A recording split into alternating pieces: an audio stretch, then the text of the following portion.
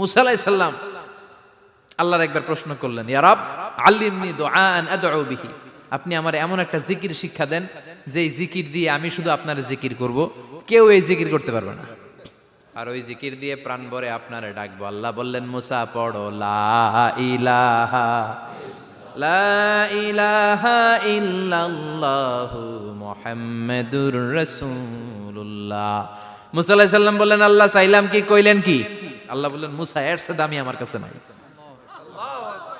লাউ তাদউ লা ইলাহা ইল্লাল্লাহ ফি কাফা, লা ইলাহা রে যদি মুসা এক পাল্লায় রেখে দাও, ওয়াস সামাওয়াতু সাবউ ওয়াল আরদিন, সাত আকাশ সাত জমিন যদি আরেক পাল্লায় রেখে দাও, লা ইলাহা এক পাল্লায়, সাত আকাশ সাত জমিন আরেক পাল্লায় ওজন যদি দাও, লা রাজাহাত কাফাতু লা ইলাহা ইল্লাল্লাহ, মুসা দেখবা মুহূর্তের মধ্যে লা ইলাহা ইল্লাল্লাহর পাল্লা ভারী হয়ে গেছে।